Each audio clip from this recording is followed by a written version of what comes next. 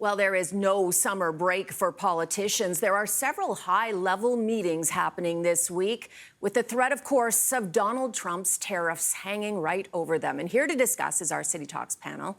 We are joined by Celina Caesar-Chavannes and Jeff Rutledge, and via Zoom, Marion Nader is coming in to us from Ottawa. So we're going to dive into this. First off, Doug Ford is hosting all the premiers across the country this week in Huntsville for a 3-day get-together.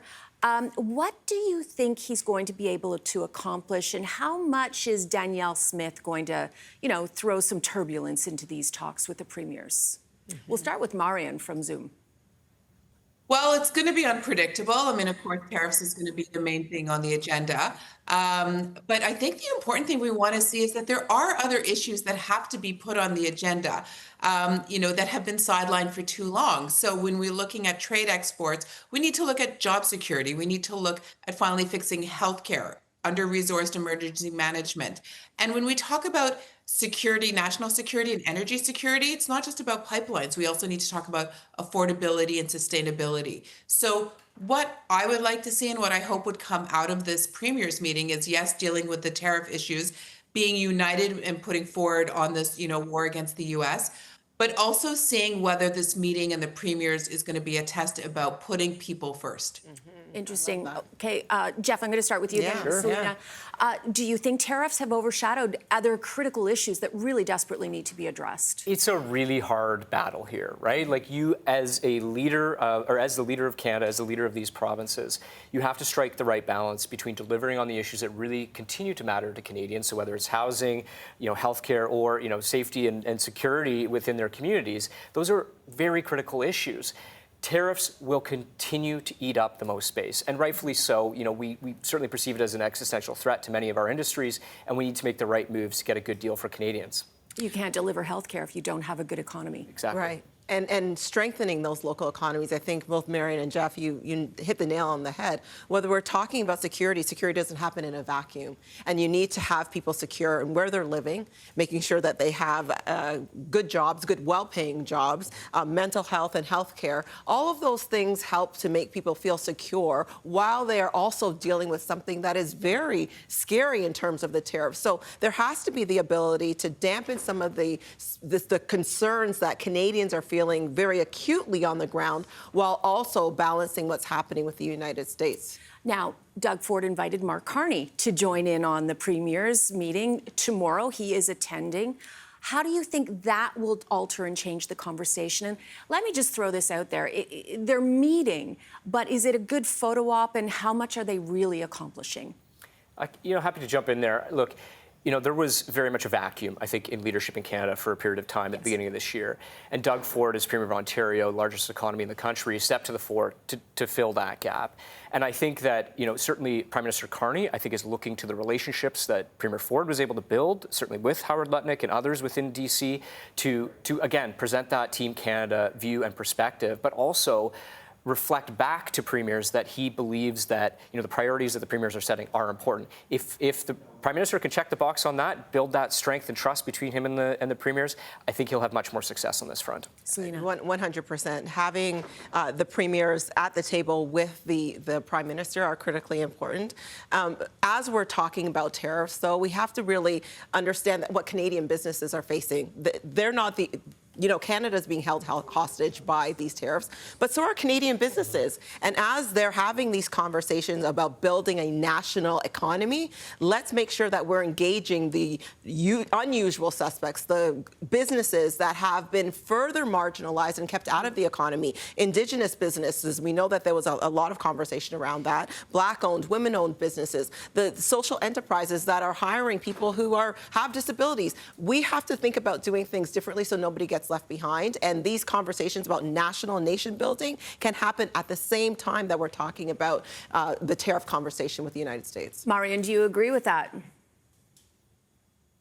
I do. And I think also, it's great, obviously, the Prime Minister is there to have that united front, to have those tough conversations, but also at the table, First Nation leaders, because we're already seeing some fraction in the process with Bill C-5 and some First Nation leaders taking the government to court for lack of consultation. So yes, we want to put forward, move faster with these projects. We want to have the decision makers at the table, but that also includes proper consultation with the Indigenous leaders, because making approvals for projects and to get them through faster shouldn't mean weaker standards, and it shouldn't mean we need to build smarter, faster, and fairly, but it doesn't mean streamlining the process also in terms of First Nations consultation, because sidestepping that means sidestepping the Constitution. Okay, let's turn to the tariffs. And it's kind of like following the bouncing ball. Trump came out, just a week ago saying he's going to slap 35% tariffs on Canada on August 1st. That seems to be, moved back a little bit. Yesterday, Howard Lutnick in the U.S., he said, no, most of Canadian goods are okay, 75%, but Canada needs to open up its trade. What does that mean? And is that sort of holding us hostage? You used that term earlier. Is that kind of a threat? Like, okay, we'll save you, but you have to give us something else. Jeff? Yeah, sure. I think there are certainly, and it's becoming more clear each week as we don't see progress necessarily being made, at least in the comments that the Americans are making about us, that it is clear that there is a sticking point for the Americans. Or are they shifting the goalposts? Well, I think that's probably a fair question to ask, but I think because it has been this slow drip in terms of what has been communicated back to us, I get the sense that there is a sticking point, and we need to figure out what that is. And I think, in fairness to the Prime Minister and to the premiers, that they don't negotiate in the media necessarily. Yes. There is a critical point here, which is building trust between Canadians and our governments to believe that they are negotiating the best deal for us. But we need to know, we need to know what is being offered up in order for us to buy in as well. Right, Celina. I think the sticking points are around fentanyl, which keeps being brought up, which we've already debunked. We've debunked that. Supply management is probably one of the bigger sticky points. So with dairy, et cetera, and with crime across the border. So I think there are some sticky points. To your point, negotiating that in the media is probably not a good strategy. But at the same time, holding Canadian businesses hostage by these tariffs is a real damper to our economy. And so the conversations that have to be had have to be around how we could build our nation and at least give businesses some opportunity to say, well, we could at least plan for a year because we have some proper, contingencies, or they're not in limbo. So that is what I want the conversation to be around. Marion, I'm going to give you the last word. Okay. We've been through this before, right? Tariff thefts, last-minute deals, but too often Canadian workers are left holding the bag. It is so hard to figure out what the agenda is when, as you said, the goalpost keeps moving. And to be honest, sometimes I don't even think there is an agenda. It's just a random thought. And then everyone needs to adjust accordingly. So it's really hard, definitely, for the Prime Minister and the premiers to, go accordingly. We're working on Trump's agenda. We're not working on what's best for Canada.